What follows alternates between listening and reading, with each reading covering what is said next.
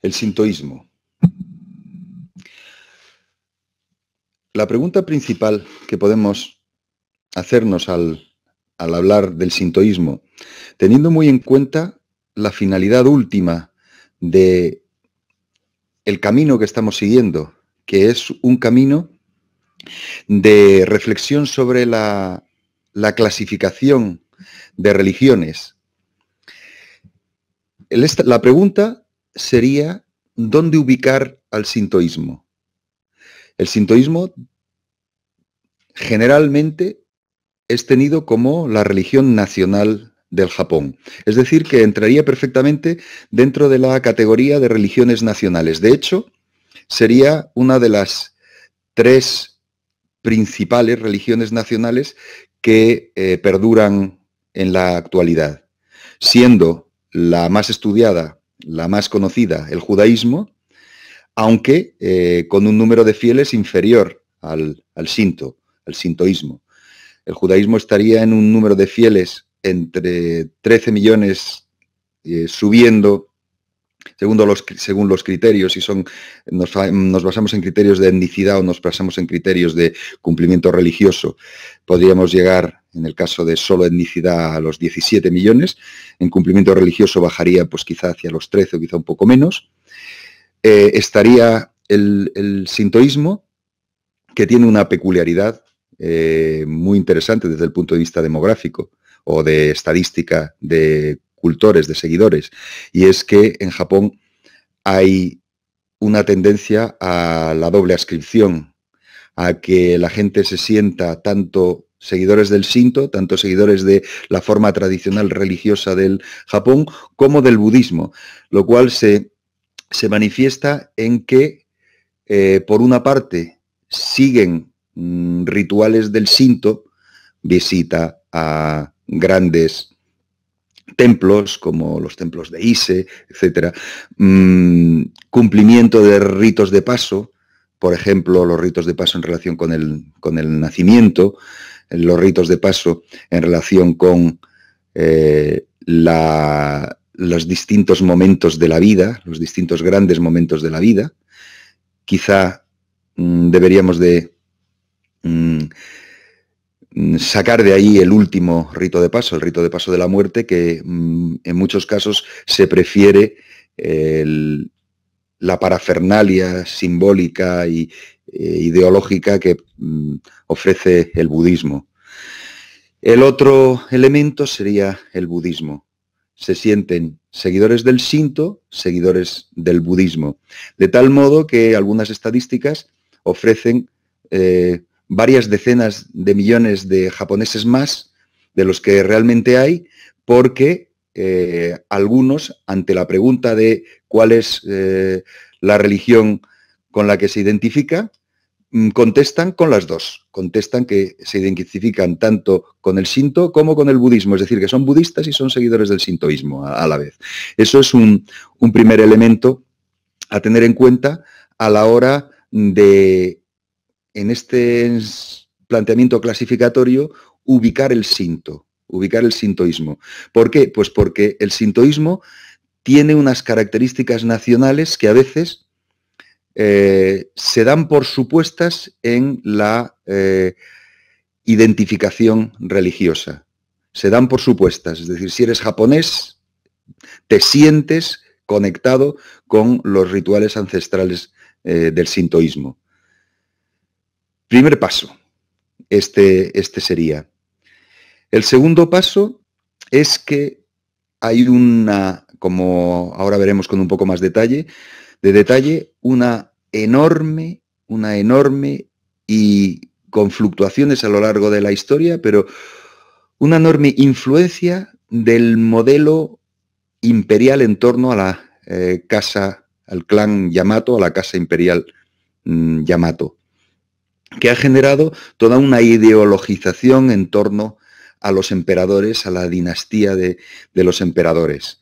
Por tanto, el Shinto ofrece, por una parte, una clara adscripción como religión nacional, pero por otra parte, unos contenidos de carácter imperial muy interesantes, que lo que nos evidencian otra vez es que las clasificaciones, los modelos puros, digamos, en las clasificaciones, teniendo en cuenta que toda esta modelización lo que nos sirve es para pensar las religiones en un esquema general de historia de las religiones, para pensar estas religiones en ese esquema general, pues, claro, no hay modelos puros, sino que hay, digamos que una línea principal que en el caso del Shinto defendería que nos permite ubicarla como una religión nacional, pero con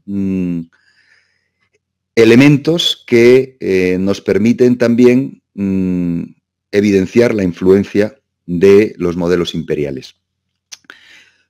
Shinto, ¿de dónde viene? Pues la propia palabra es una palabra Shinto que quiere decir, por una parte, Shin viene del chino Shen, que es espíritu o Dios. La palabra japonesa para referirse a Dios, que es la que cumple en el sintoísmo más enraizado, sería kami. Los kami son los dioses, las divinidades en el sintoísmo. El primer elemento es Shin y el segundo elemento es do, vía o camino. Shinto, el camino de los dioses.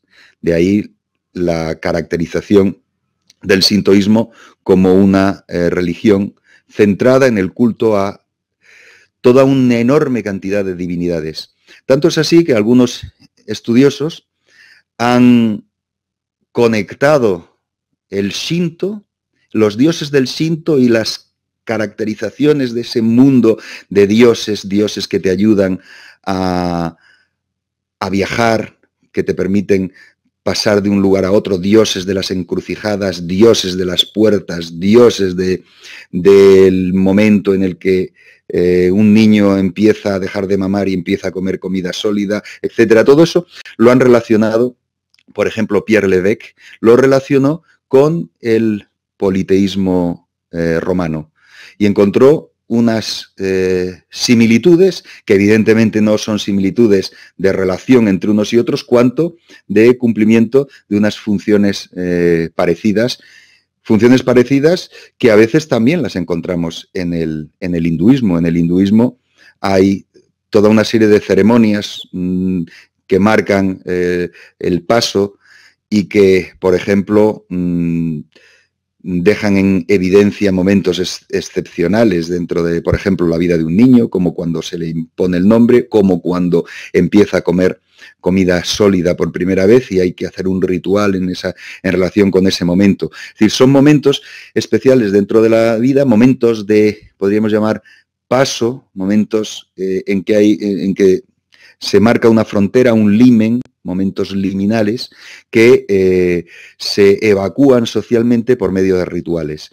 Esto es una de las características que encontramos en el Shinto. En el Shinto hay una enorme cantidad de seres sobrenaturales por todas partes, incluso esos seres sobrenaturales que, por ejemplo, los romanos veían por todas partes y que a veces los llamaban así en genérico indigitamenta.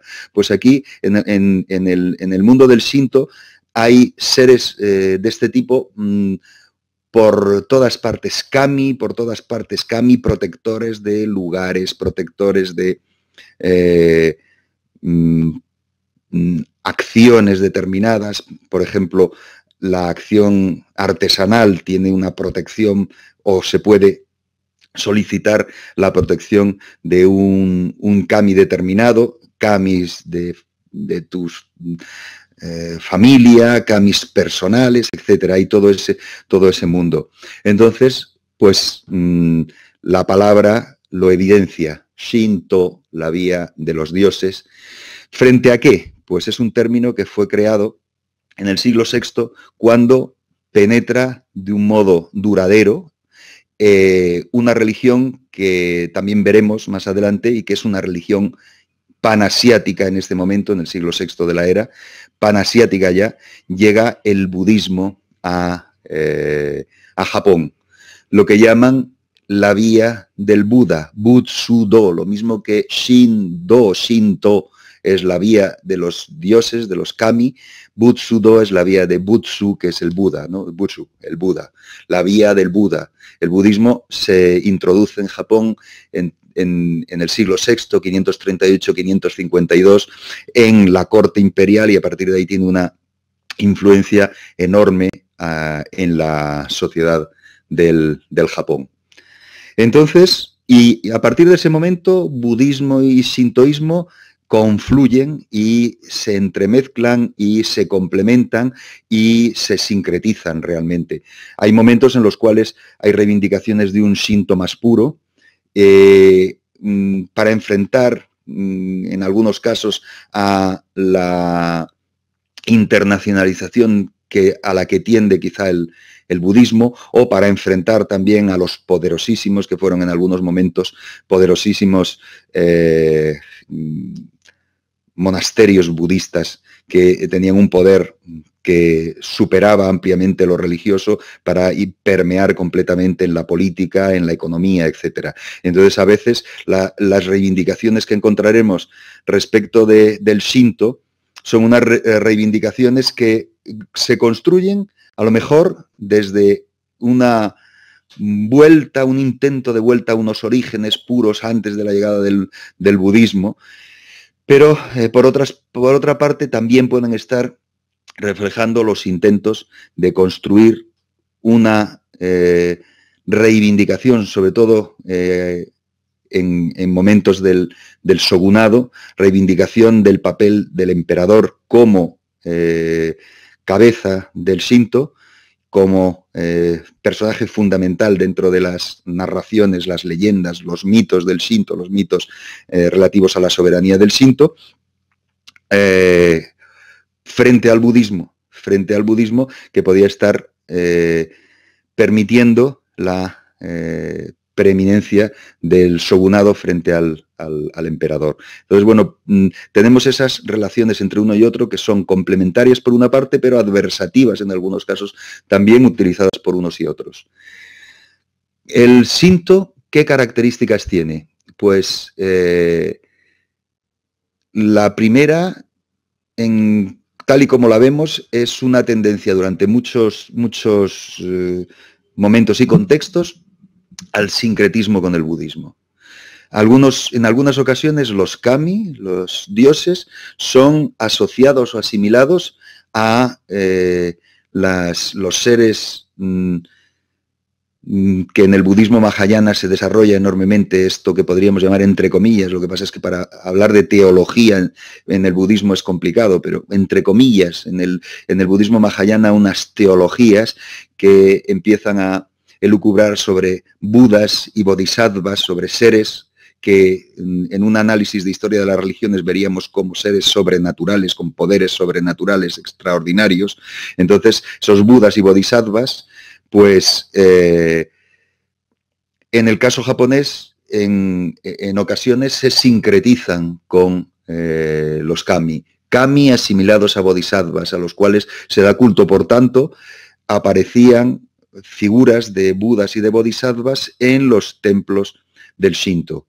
¿Cómo qué? Pues podían ser vistos y entendidos como una manifestación más de esos dioses llamados, esos kami tradicionales de la religión del Japón. Otra característica del sintoísmo en general es la construcción de leyendas o mitos nacionales. Por tanto, es una religión nacional. Luego veremos algunos de esos mitos nacionales interconectados con la gran narración imperial del Shinto. Pero detrás de la narración imperial está también la evidencia de esa construcción identitaria nacional que sostiene el Shinto. Es una religión complementaria con el budismo a lo largo de muchos momentos, con una característica específica frente quizá al budismo, que es lo arcaica y lo conservadora que es. Así como el budismo, llegan escuelas al Japón, principalmente desde China, escuelas diversas, o monjes budistas japoneses que van a China a aprender y traen formas específicas de entender el budismo, por ejemplo, en el caso del Zen, los patriarcas, por ejemplo,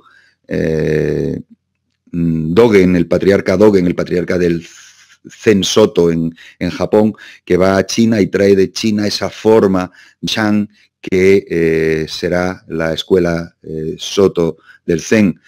Ese tipo de cosas eran muy características del budismo, es decir, era muy característica el cambio, la inclusión de nuevas maneras, de nuevos modos, de nuevas escuelas, de nuevas formas de manifestar el camino religioso. En cambio, el Shinto tiende a lo arcaico y a lo conservador, tiende a conservar, incluso hasta los propios templos.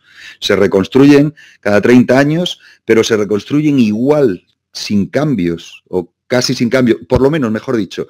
La idea, la base última es construirlos como si no hubiese cambios, como si fuera el mismo templo otra vez posicionado en el mismo lugar. Eso evidentemente ocurre en algunos, en otros fueron creciendo, fueron haciéndose mayores en tamaño, etcétera. Pero la idea era la idea de conservar, la idea de mantener, esa idea del arcaísmo, que además es muy característica también, por eso lo evidenciaba Lévesque en su libro, muy característica también del pensamiento romano, mantener todos los dioses a los que alguna vez se dio culto, todas las fuerzas sobrenaturales que alguna vez tuvieron en el imaginario de sus seguidores, tuvieron importancia. Y esa tendencia a conservar los viejos relatos, los muy viejos relatos, a conservar las formas arcaicas, a veces incomprensibles incluso, de ciertos rituales, rituales que no se entiende en última instancia qué es lo que quieren plantear y qué es lo que quieren decir, y que a veces nos parecen tan chocantes y tan extraordinarios en el Shinto, como los que se hacen en relación con grandes árboles que se talan y que se utilizan, se lanzan hacia pendiente abajo y no entiendes exactamente qué es lo que se está, o incluso los propios cultores no entienden exactamente lo que hacen, pero lo hacen por tradición. Una cosa parecida a lo que ocurría en Roma, pues por ejemplo con sacerdocios que cantaban imprecaciones que casi que no entendían, como el Carmen de los Arbales y todo eso, no entendían exactamente lo que estaban cantando, y lo estaban cantando, estaban haciendo una letanía que tenía el prestigio de lo antiguo, el prestigio de la tradición. Esa es otra característica del Shinto. Pero también, frente a arcaísmo y conservadurismo, antes lo he estado un poco planteando, los templos se quieren hacer iguales, pero terminan siendo cada vez más grandes, o por lo menos en el pasado hubo momentos en que fueron más grandes, a pesar de en ese esquema de mantenimiento, de conservación, se tenía la idea de que tenían que seguir por las mismas pautas del pasado. Pues lo que nos encontramos, como en todos los casos, a pesar de que se diga que una religión no cambia, o que dentro de la religión se tenga la idea de que están siguiendo lo mismo que los fundadores, o lo mismo que en los orígenes, pues encontramos eso, una diversidad cambiante en el tiempo. Y también una diversidad cambiante en el espacio, porque el Shinto, ya lo estamos viendo, con esas características de enraizamiento en la tierra, enraizamiento en los lugares específicos, enraizamiento en los contextos determinados, contextos locales determinados, tenía una gran diversidad en el espacio, dependiendo de las zonas, dependiendo de los lugares, dependiendo de los contextos en general. Pero claro, ¿y cuáles son las sistematizaciones más potentes que tuvo el Shinto? Pues muy probablemente la más importante es la que da razón de ser a los textos fundantes del Shinto, es decir, a las fuentes más antiguas para el conocimiento de esta religión, los textos más antiguos para el conocimiento de esta religión, que tienen directamente que ver con los grandes cambios que se producen cuando el clan imperial, el clan Yamato, el clan imperial, aúna en torno a sí todas las prerrogativas que puede en relación con la religión del poder.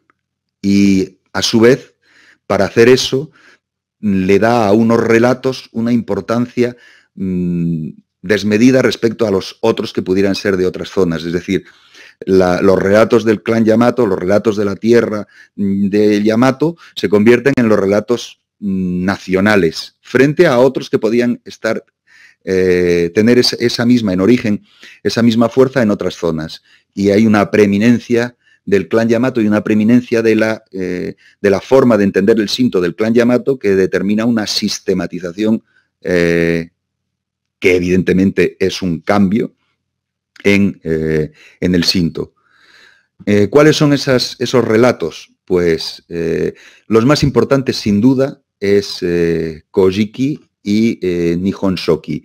Kojiki tenemos la suerte de que tenemos una muy buena y reciente traducción en Madrid, en la editorial Trota, de este libro fundante que se escribió en japonés, el libro fundante de los temas que a nosotros nos pueden interesar en relación con el Shinto y en particular toda esa teogonía, cosmogonía, teogonía, antropogonía del Shinto. Fueron estos materiales, que muchos de ellos eran legendarios, míticos, de carácter religioso, fueron recopilados por Ono Yasumaru hacia en el 712 cuando se hace la recopilación, pero tiene en cuenta hechos de antes del 628. Una historia, teóricamente, son narraciones de las cosas antiguas, o como se han traducido en este libro que han traducido Carlos Rubio y Rumitani Moratalla, crónicas de antiguos hechos de Japón. Esas crónicas que entremezclan a los dioses con los seres humanos, a los momentos de cosmogonía, de teogonía, con los surgimiento del propio Japón como ser sobrenatural y de la dinastía de los emperadores y todo ese mundo. 712 Kojiki. Antes hay relatos del siglo VI ordenados, su sistematización ordenados por el emperador Temú. El emperador Temú del 673 al 686 intenta generar una serie de... Más que generar, lo que intenta es establecer una serie de narraciones que sean narraciones estándar de las genealogías, son los teiki, los kyuji, genealogías, leyendas, etcétera, que intentan definir los límites de un modelo de entender la historia del Japón, que a su vez es un modelo de entender ese mundo de leyendas que es básico en la construcción de el Shinto. 720, las crónicas del Japón escritas en chino, el Nihon Shoki, compiladas por el príncipe Toneri y el político Fujiwara no Fubito, que son fundamentales para también para esta elaboración de mitos, elaboración de leyendas que termina generando un relato bastante coherente, que luego lo veremos, bastante coherente, porque tiene un hilo conductor que es la reivindicación de la preeminencia del clan imperial. 712-720. Kojiki y Nihon Shoki. Luego tenemos el único de los informes locales, los Fudoki, que ha subsistido, que fue encargado por la corte de Nara y que es el Izumo Fudoki del 733. Existían estos informes locales de toda una serie de territorios del Japón. Quedaron solo los de Izumo. Izumo fue uno de los rivales de Yamato y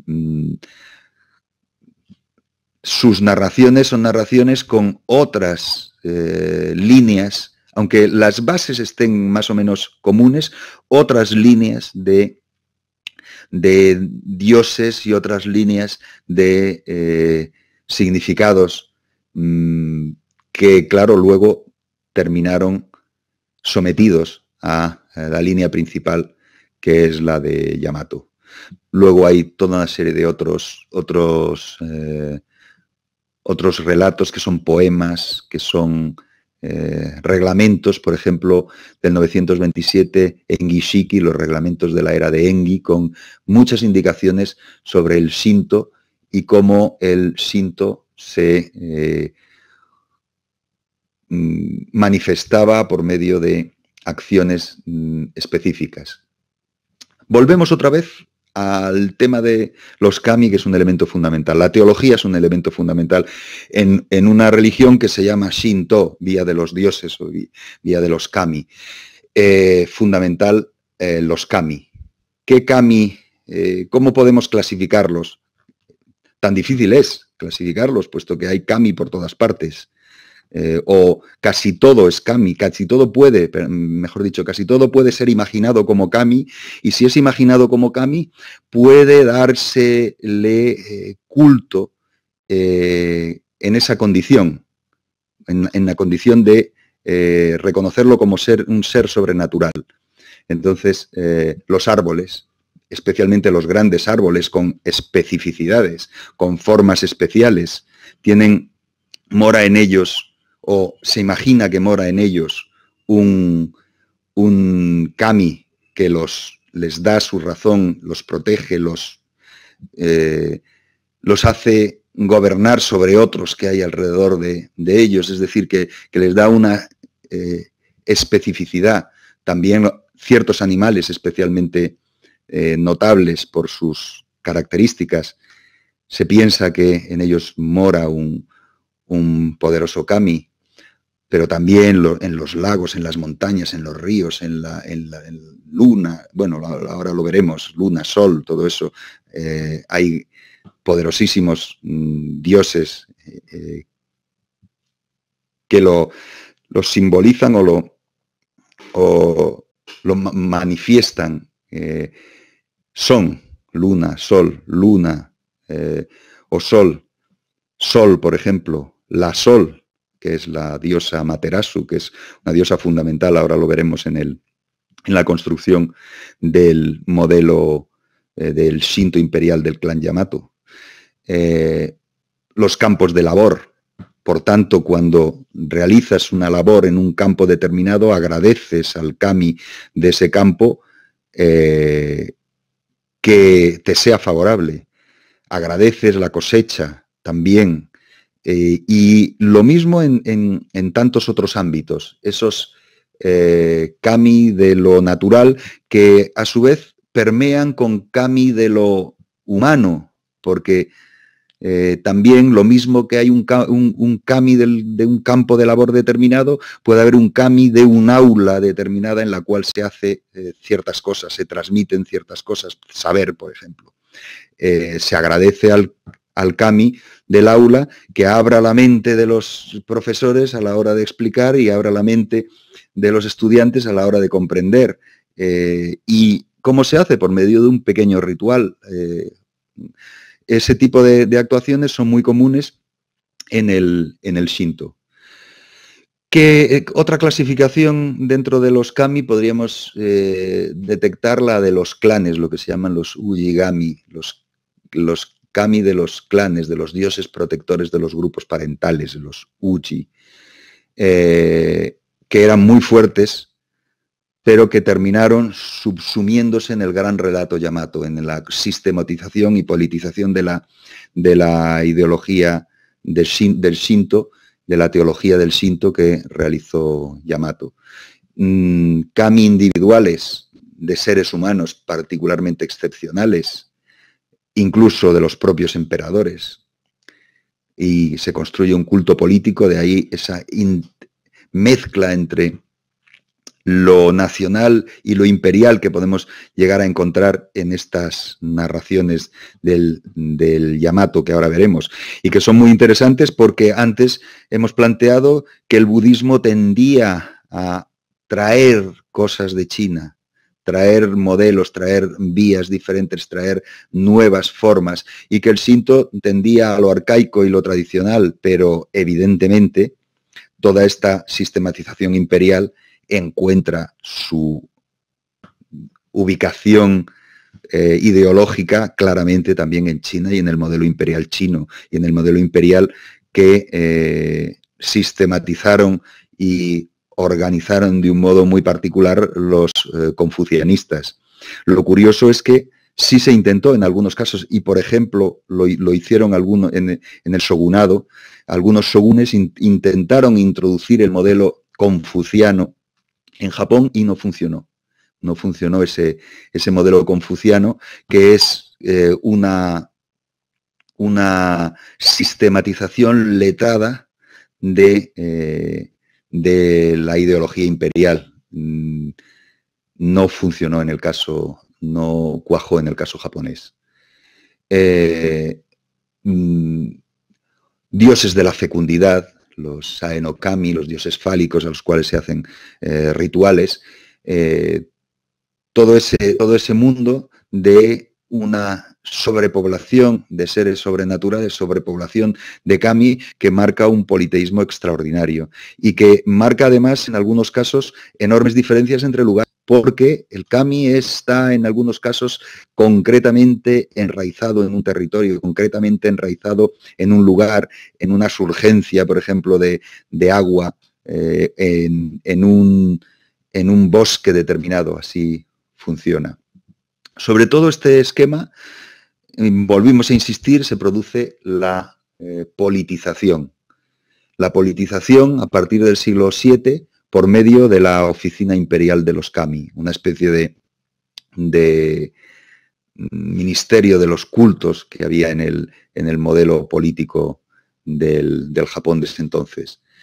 ¿Qué hacía la Oficina Imperial de los Kami? Subvencionaba los templos, pero la subvención de los templos, es decir, una especie de burocratización de todo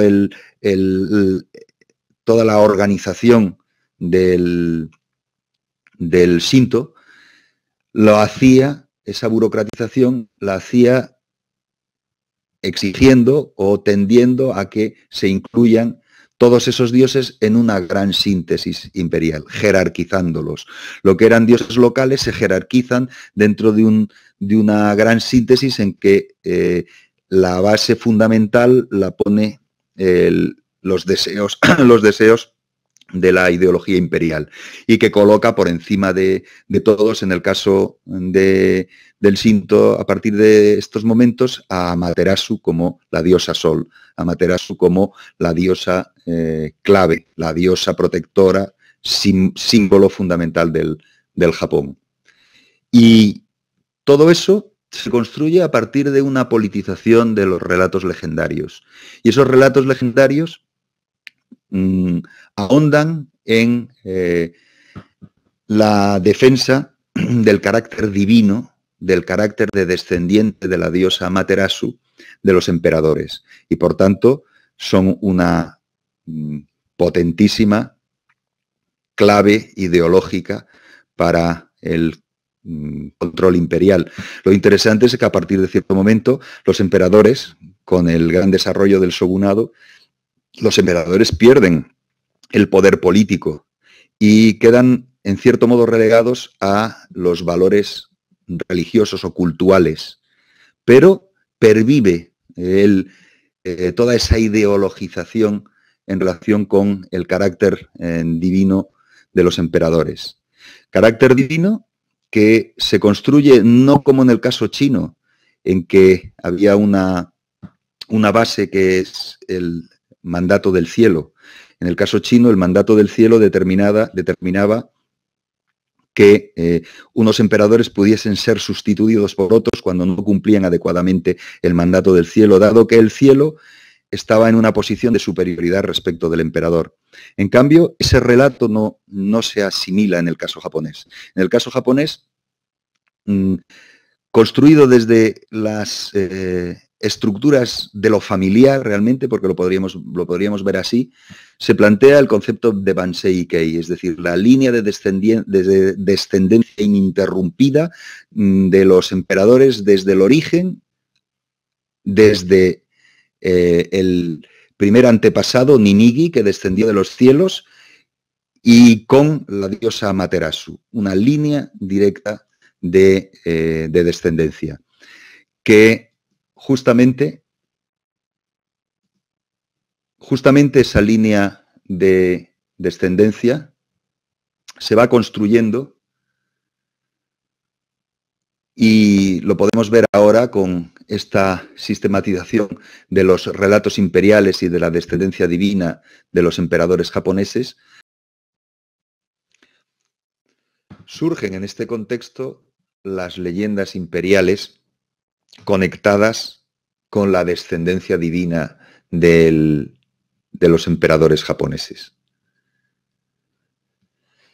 Es una mezcla de relato cosmogónico con relato teogónico y con relato antropogónico. Son toda una serie de leyendas que lo que intentan, que donde terminan, es decir, donde el relato cobra su completa significación también política, religiosa política, es justamente con la bajada a la tierra del linaje de los emperadores. Esa sería la base última que construye este relato, que es un relato que se funda en toda una serie de leyendas que principalmente las podemos encontrar en el Kojiki y en el Nihon Shoki.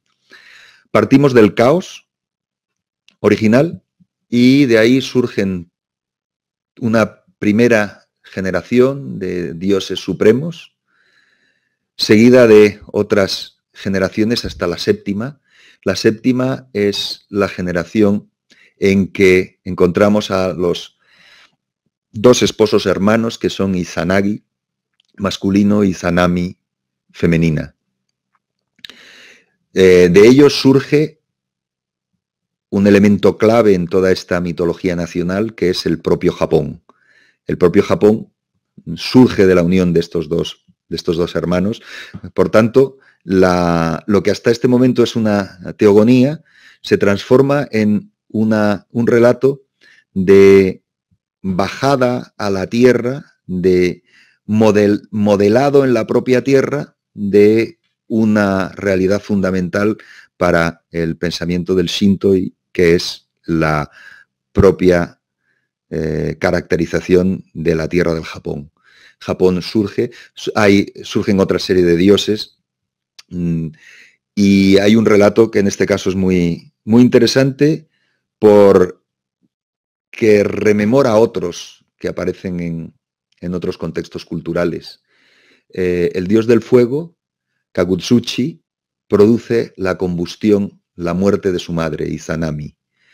Y su padre, Izanagi, baja a rescatarla al inframundo, baja a rescatarla al país de Yomi, al reino de los muertos, pero no lo consigue, en un relato muy parecido a otros que tenemos de ruptura de un tabú, de la mirada, etcétera. Bueno, pues tenemos un relato parecido, no consigue rescatarla.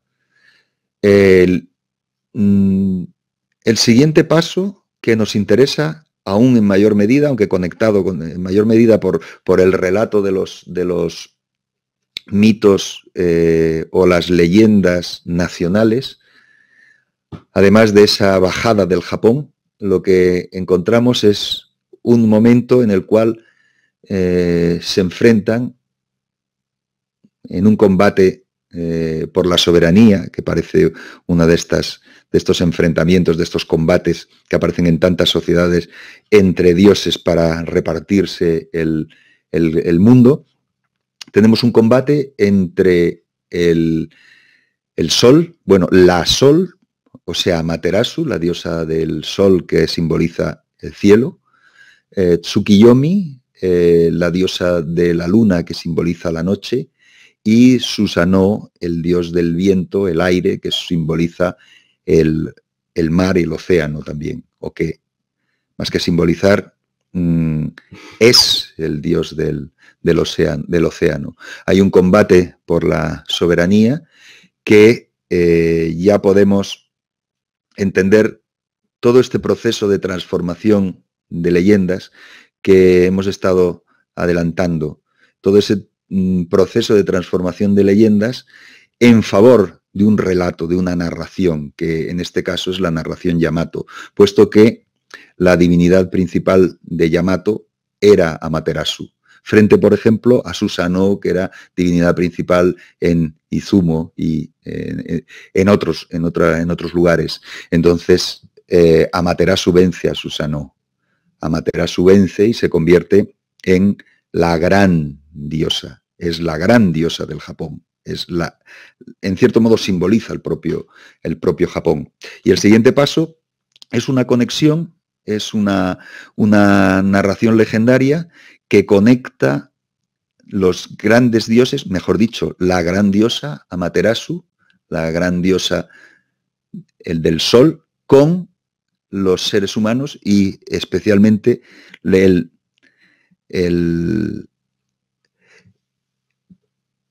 la dinastía imperial, el primer emperador y de hecho desde el primero hasta el último, toda esa gran dinastía. Y es que Amaterasu lleva a su hijo Ninigi, perdón, a su nieto Ninigi, lleva a que su nieto Ninigi baje a la tierra. Le ofrece toda una serie de símbolos de la realeza, una serie de regalia, la espada, el espejo, el collar, etc. Y Ninigi se convierte en el personaje preeminente de ese mundo nuevo que se está construyendo. Ese mundo nuevo en el cual, también es muy interesante, se construye una narración que intenta explicar algo que en cierto modo es inexplicable. Y es que si el rey, si el emperador es un dios, si desciende, o mejor dicho, si desciende de un linaje de dioses, ¿por qué no es inmortal? ¿Por qué no es tan inmortal como el sol? ¿Por qué no es tan inmortal como su antepasada Amaterasu, que no muere? Pues se construye un relato etiológico muy interesante y es que Ninigi rechaza a la tercera hija del dios de la gran montaña. Y la tercera hija del dios de la gran montaña, a pesar de su extrema fealdad, tenía una característica que transmitía a su esposo, que es la inmortalidad. Mejor dicho, sí, la inmortalidad, o sea que permitía que fuese inmortal. Y por tanto, los emperadores, a pesar de su descendencia, son mortales. Mito etiológico para explicar la mortalidad imperial. En ese contexto surge el siguiente, bueno, el primer emperador realmente, que es Jimmu. Por supuesto, un personaje mítico legendario, un personaje legendario cuya fecha legendaria o mítica sería el 660 antes de la era. Ese primer emperador que marca el nacimiento legendario de la larga lista de ese linaje imperial. En esa larga lista de ese linaje imperial, los últimos, que nos son especialmente interesantes porque tienen que ver con un cambio que ahora desarrollaremos en el Shinto, que es el cambio que marca el fin del shogunado.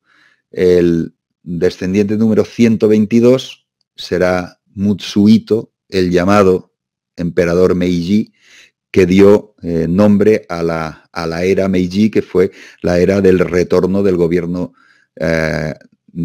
imperial en el Japón y el fin del shogunado. El emperador Meiji reinó desde 1867 a 1912, aunque desde 1868, cuando se produce lo que se llamó la Revolución Meiji, pues se convierte en el gobernante político, además del gobernante, el líder religioso dentro del Shinto. El número 123, Yoshihito, el emperador Tenno, con un reinado relativamente corto, 1912-1926.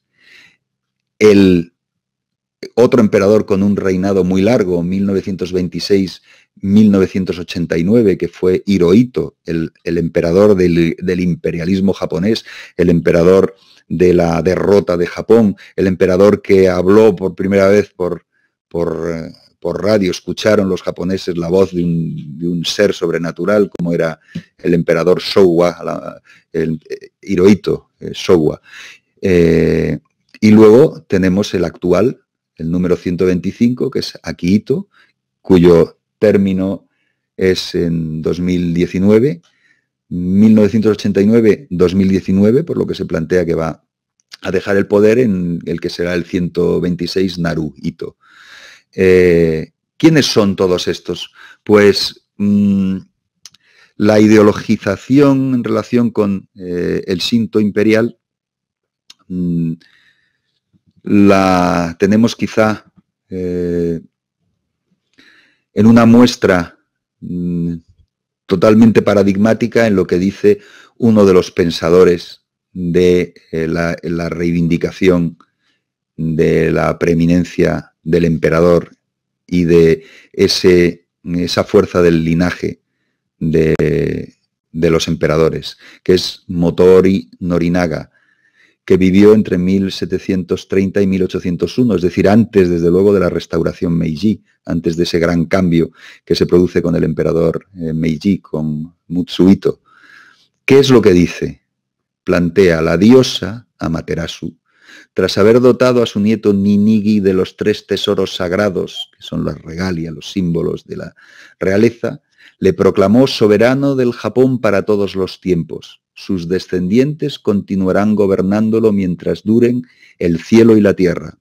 Hasta el fin de los tiempos, todo mikado, todo emperador, es hijo de la diosa. Esa reivindicación que tenemos de el papel del emperador, que en este caso, con Norinaga, todavía no estaba bien lejos de tener la posición que tuvo a partir de 1868, que es el gran, podríamos llamar, el gran cambio en el sintoísmo al producirse esto que se denomina sintoísmo de Estado y que es un tema muy interesante, muy significativo de la, podríamos llamar, transformación ideológica que se puede producir en torno a un relato religioso. E incluso lo que nos terminamos encontrando es que un relato religioso que incardina en lo nacional todas las leyendas que va engranando, ese relato religioso en cierto momento, para seguir perdurando, para seguir manteniendo esa ideología nacional, quizá porque había un nuevo modelo nacional, que no es el modelo tradicional, quiero decir histórico, de la idea de nación, de las naciones, como aparece, por ejemplo, en la Biblia, ¿no? Las naciones en torno a la nación de Israel, etc. No, quizá la influencia de los modelos de Estado-nación fue lo que determinó una encrucijada en la que el Shinto de repente se transforma en algo no religioso. En teoría, nos resulta muy interesante porque es una reivindicación de una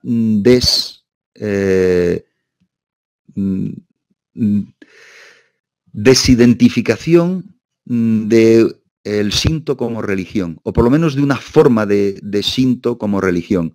Y resulta muy interesante porque, claro, tiene que ver, en cierto modo, el estigma que en la modernidad hay en relación con lo que se definiría como religión.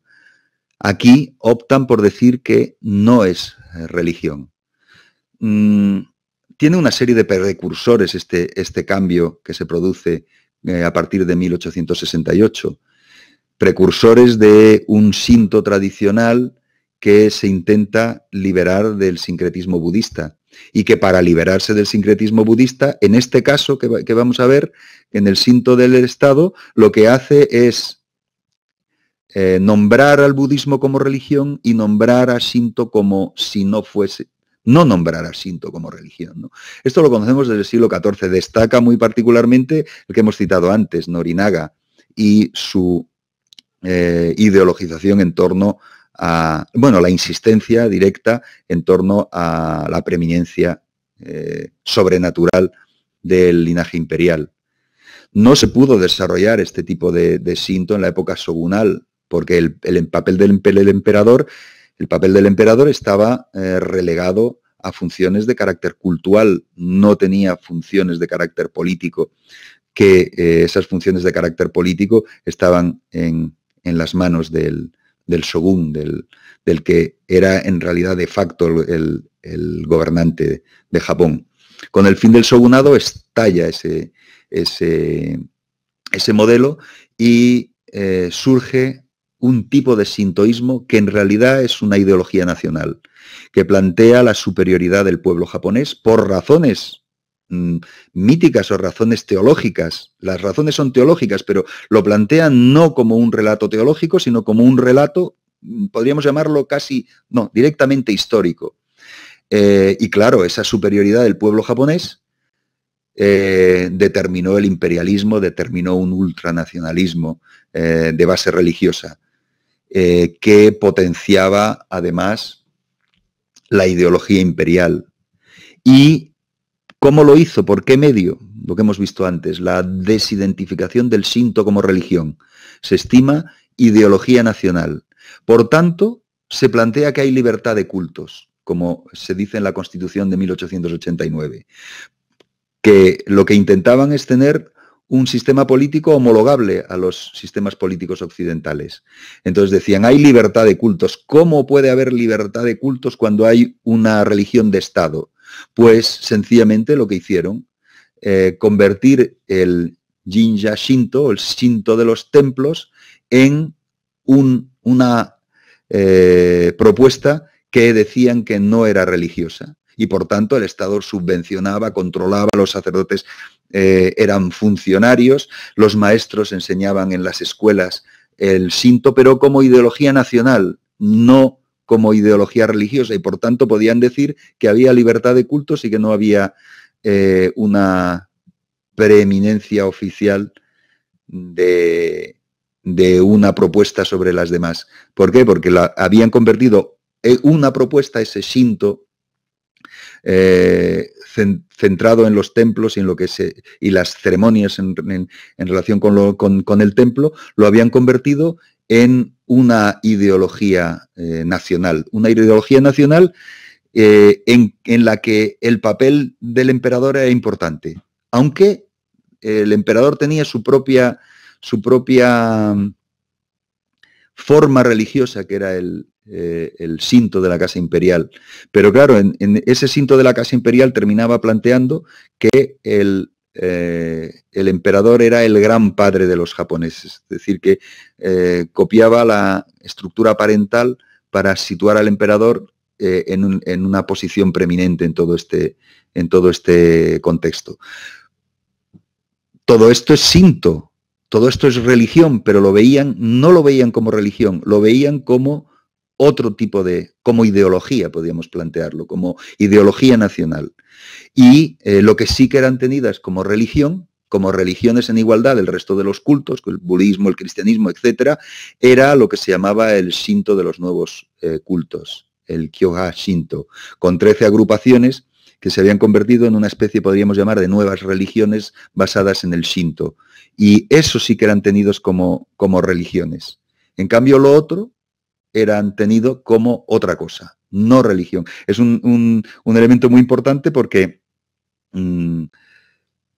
para pensar la historia general de las religiones, porque esto es un procedimiento para desdotar de identidad religiosa lo que a todos visos, por medio de la comparación, vemos como religión. Se analiza como religión, pero se desdota de ese carácter. Y a veces podemos encontrar un procedimiento parecido cuando en las entrevistas que se pueden hacer, pues por ejemplo con gente, seguidores del budismo, que te dicen, lo que yo hago no es religión. ¿Por qué no es religión cuando estás rezando, estás meditando durante 2 o 3 horas al día, tienes un altar en tu casa, vas a los monasterios, etcétera? Pues porque estiman que religión es otra cosa, que religión sería a lo mejor ese modelo político, esa religión, esa forma de imbricar política y creencias. Y ellos dicen, lo mío es espiritualidad, no es religión. Es un asunto muy interesante y abierto, y que sobre lo que se está escribiendo mucho, esa reivindicación de que por parte de formas muy modernas de entender las religiones, que reniegan del propio, que se les aplique el propio término religión, lo cual es muy significativo, y por eso es interesante hablar un poco haber hablado un poco de ello en el contexto de esa gran transformación que fue el Shinto de Estado.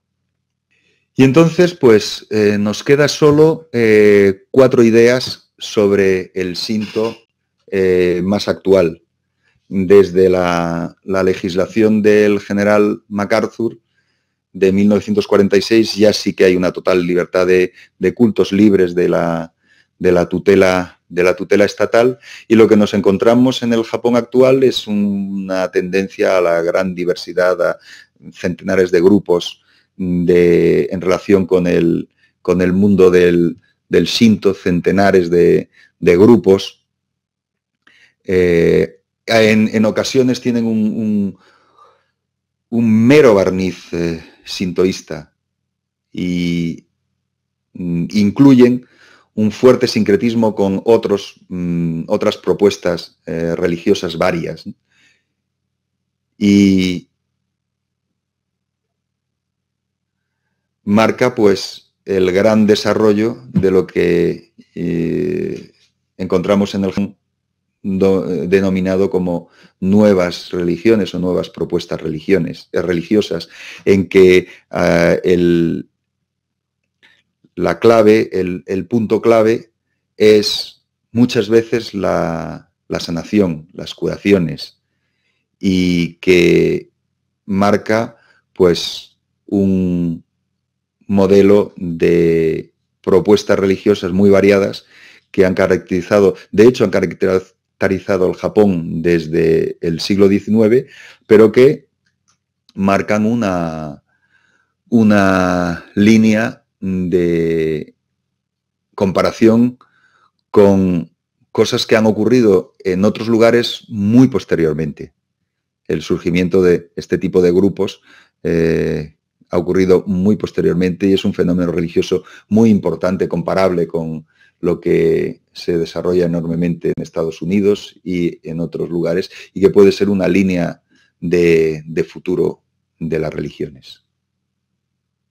Ese es el sintoísmo actual, que incluye muchos grupos, pero también incluye los rituales del Shinto como rituales nacionales muy interconectados con templos, muy interconectados con fases de la vida, con el nacimiento, etc. Y que marca el que podamos seguir entendiendo el Shinto como una religión nacional.